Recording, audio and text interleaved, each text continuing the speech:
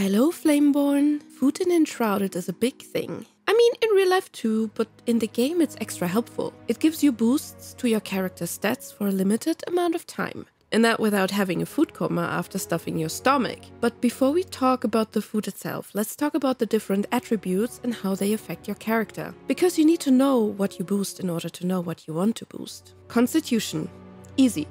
It gives your character more health. Each additional level of Constitution gives your character 50 additional points in health. Constitution is mainly boosted by meat and meat dishes. Spirit. And this is for all the mages out there. It will increase your mana by 20 points per level. There has been a big debate if high mana or high mana regeneration is more important. So what's your opinion on that? Spirit is boosted by herbs that don't need any preparation. Endurance. Endurance gives you more stamina. For each level of endurance you gain 10 more points in stamina. Endurance itself is boosted by liquids like tea and water and eggs. And the recharge mainly by sweets. Next we have the attributes that directly contribute to the damage types in the game. We have strength that decides over your melee damage. Each additional level gets you 5% more damage.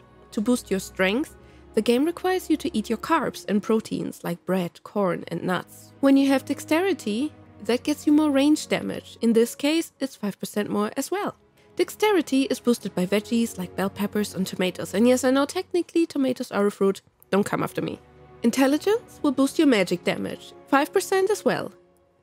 And here we munch on mushrooms and mushroom meals in all of their variations. You have 3 food slots in total, and this can be enhanced by a note in the survivor tree that gives you an additional boost slot. Don't go for it though unless you really have some points left over that you don't need. The boosts we get have 2 important values. One is the amount they boost, so how many attribute points they temporarily give you, and the other thing is for how long they boost you. Sometimes the next tier of a food, for example, will give you less of a boost, but will give you the boost for longer, so you don't have to worry too much about micromanaging your boosts. Berries versus dried berries are a good example. While purple berries give you 2 health regen over 30 seconds, dried purple berries will give you 1 health regen but over 5 minutes, potentially giving you more healing in that time. Talking about the different food. We already talked about the Constitution food being mainly grilled meat. The last 2 are actually a chicken soup, which will give you 4 Constitution points and dexterity, so it's a ranger food. And the last is a meat wrap that gives you 5 Constitution points and 1 intelligence point, making it a good mage and wizard food. When we look into the dexterity food that is helping with ranged weapons, we start with forest beets that you find in the Revelwood, but also bell peppers and tomatoes. Later you can make dishes like vegetable puree, vegetable soup, and stir-fried vegetables that give you 3, 4 and 5 dexterity. Stamina recharge has its own food category and is quite nice to use for puzzles and long flights. Honey and sugarcane give you the same amount of 15 stamina recharge for 3 minutes. Then we have popcorn, which give you less with 7 recharge but for longer, in this case 5 minutes. Pure sugar gives you 20 for 5 minutes and the grilled yucca fruit gives you 20 for 7 minutes. Also good example that only looking for the one value does not provide you with a big picture. Now let's look at the earlier already mentioned health regeneration. We start with purple berries and 2 health regen for 30 seconds. Next are strawberries from the Revelwoods with 3 health regen for 30 seconds. Once you have the hunter with a drying rack, you can make dried purple berries, which give you 1 health regen but over 5 minutes. And the last is the fruit bowl that not only gives you 6 health regen, but also 3 stamina recharge over 45 minutes. And to be completely honest, with a fruit bowl you don't need any of the other stamina food anymore. Looking at all the melee fighters who want to do more damage.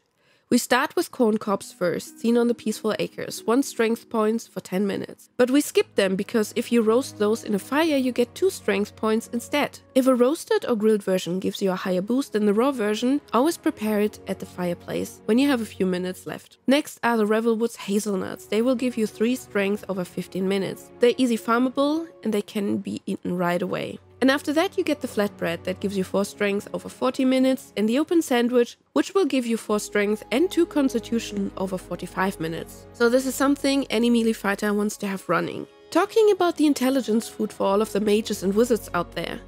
We start with the red mushrooms, but we skip them because they give only 1 intelligence points for 10 minutes, but would give you 2 for 20 minutes if you grill them instead, and that's what we're going to do. The roasted azure mushrooms give you 3 intelligence for 25 minutes. Don't eat the raw ones because they will make you very sick. The mushroom omelette later will give you 4 for 40 minutes.